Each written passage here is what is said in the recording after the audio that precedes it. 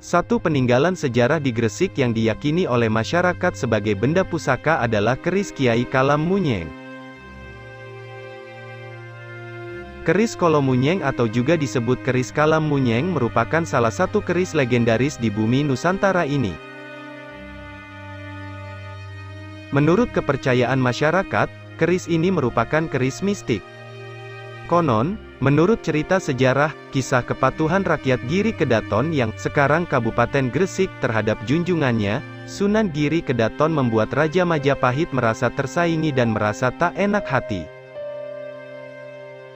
Giri merupakan daerah Bangwetan, Jawa Timur yang sebagian besar wilayahnya berada di kawasan pesisir pantai. Nama Giri mulai dikenal sejak Sunan Giri mendirikan pondok pesantren sekitar tahun 1480. Sebelumnya wilayah tersebut bernama Tandes atau Garawasi, wilayah Giri yang subur, gemah ripah Loh Jinawi, dengan rakyat yang hidup makmur, tentram tanpa ada peperangan mengusik Raja Majapahit. Prabu Brawijaya menitahkan Patih Majapahit untuk menggempur Giri Kedaton, dengan alasannya, Giri Kedaton tidak boleh menyaingi kebesaran Majapahit. Dalam Serat Centini Jilid 1, kisah pelarian putra-putri Sunan Giri menjelajah Nusa Jawa, menerangkan kedatangan pasukan Majapahit yang siap berperang membuat gempar penduduk Giri. Penduduk gempar ketakutan, kalang kabut, berlarian tak tentu arah. Sebagian dari mereka naik ke atas bukit, masuk ke dalam istana Giri Kedaton untuk meminta perlindungan. Yang saat itu Sunan Giri tengah menyalin Al-Quran dengan sebuah kalam atau pena. Di luar ruangan Sunan Giri mendengar situasi yang hiruk-pikuk, terdengar banyak teriakan, musuh telah datang.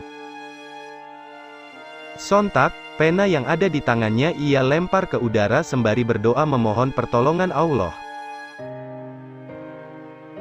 Ajaibnya, seketika pena itu menjelma menjadi sebilah keris pusaka. Keris itu pun melayang menyatroni pasukan Majapahit yang mengamuk. Digambarkan dalam Serat Centini Jilid 1, keris itu berputar-putar sendiri melukai tentara Majapahit yang berusaha mendekat. Banyak prajurit Majapahit yang tewas, tidak sedikit yang terluka, sebagian lainnya lari terbirit-birit mencari selamat. Seluruh pasukan Majapahit telah angkat kaki dari Giri Kedaton, situasi Giri pun kembali tenang. Keris yang melayang dan berputar-putar sendiri itu kembali ke tempat asalnya, di mana Sunan Giri menyalin Al-Quran.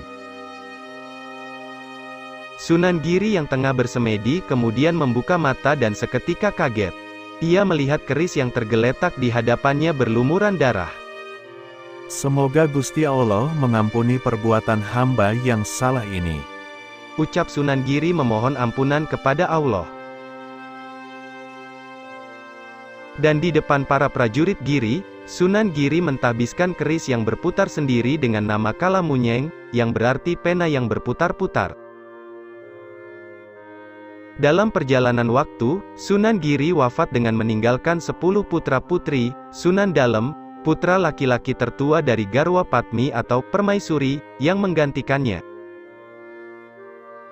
Sepeninggalnya Sunan Dalem juga yang telah mangkat, kekuasaan Giri Kedaton pun dilanjutkan Sunan Prapen, putra kedua Sunan Giri Dalem. Sunan Prapen merupakan cucu Sunan Giri, ia memiliki kepandaian sekaligus kesaktian semasyhur kakeknya. Sunan Giri Prapen juga menolak tunduk kepada kerajaan Majapahit, yang membuat sang raja murka. Untuk kedua kalinya Raja Majapahit menitahkan Patih untuk menggempur Giri Kedaton kembali. Pangeran Majapahit bahkan turut serta dalam penyerbuan besar-besaran tersebut. Singkat cerita, perang besar antara pasukan Majapahit dengan prajurit Giri Kedaton tidak terelakkan. Jumlah pasukan Majapahit yang lebih besar membuat pasukan Giri terdesak dan banyak yang tewas. Sunan Giri Prapen sendiri terpaksa keluar istana, mengungsi ke tepi pantai, membawa serta seluruh keluarganya. Pasukan Giri pada akhirnya menyerah kalah. Pasukan Majapahit berhasil menduduki istana Giri Kedaton. Pangeran Majapahit yang merasa sudah menang kemudian berjalan-jalan bersama patih serta iringan prajurit. Mereka mengelilingi wilayah taklukannya, terutama di sekitar Istana Giri. Sesampai di makam Sunan Giri, putra Raja Majapahit itu berhenti. Ia lalu memerintahkan prajurit Majapahit menggali makam Waliullah tersebut. Mata Pangeran Majapahit seketika terbelalak. Setiap prajurit Majapahit yang mendekati makam Sunan Giri, tiba-tiba jatuh terjengkang, mengadu kesakitan dan tidak berlangsung lama, tewas. Pangeran Majapahit tidak kurang akal. Dengan didahului todongan tombak, ia memerintahkan 2 orang juru kunci makam Sunan Giri, sebagai penggali. Padahal keduanya dalam keadaan lumpuh, 2 penjaga makam itu pun menurut keduanya menggali makam, dan tak ada kejadian apa-apa. Penggalian terus berlanjut hingga semua melihat peti mati yang terbuat dari kayu. Pangeran Majapahit mendesak keduanya segera membuka tutup peti. Secara perlahan-lahan tutup peti dikuak. Tiba-tiba dari celah kayu yang terkuak sedikit itu, dari dalam peti keluar seekor kumbang.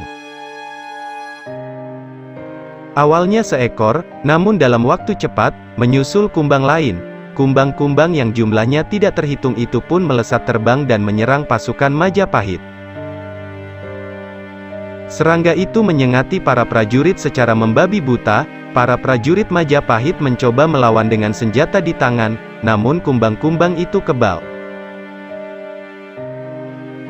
Karena melihat tidak mungkin bertahan, Pangeran Majapahit menarik mundur pasukan, menjauhi makam Sunan Giri. Kumbang yang berjumlah tidak terhingga itu terus merangsek menyerang. Seluruh prajurit Majapahit akhirnya kabur meninggalkan Giri Kedaton. Mereka pulang ke Majapahit lantaran tiada mampu menahan serangan kumbang-kumbang yang tak terhitung banyaknya. Bahkan kumbang-kumbang itu konon sampai menyerang istana Majapahit sehingga sang raja sempat meninggalkan keratonnya. Demikian diriwayatkan, Serat Centini I, Kisah Pelarian Putra-Putri Sunan Giri Menjelajah Nusa Jawa. Situasi Giri kembali tenang. Sunan Prapen beserta keluarga yang kemudian kembali ke istananya mengucap syukur sekaligus memohon kepada Sang Maha Kuasa untuk senantiasa memberi keselamatan. Sunan Prapen mengatakan, kelak keturunan Ki Ageng Mataram atau Ki Ageng Pemanahan yang akan memerintah tanah Jawa, dan bumi Giri akan tunduk kepada Mataram. Ucapan Sunan Giri Prapen terbukti, pada era kekuasaan Sultan Agung Hanyokrokusumo, tahun 1613 sampai tahun 1645, Giri Kedaton tunduk kepada Kerajaan Mataram. Penaklukan melalui jalan perang itu pasukan Mataram dipimpin Pangeran Pekik Surabaya, keturunan Sunan Ampel Gading yang menikahi Ratu Pandansari, adik kandung Sultan Agung.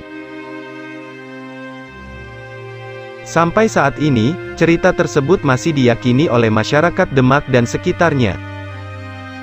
Keris ini pernah dibawa ke negeri Belanda pada akhir abad ke-17 Masehi, karena dianggap mampu melahirkan semangat resistensi terhadap Kompeni Belanda, kemudian dikembalikan ke Gresik pada tahun 1772.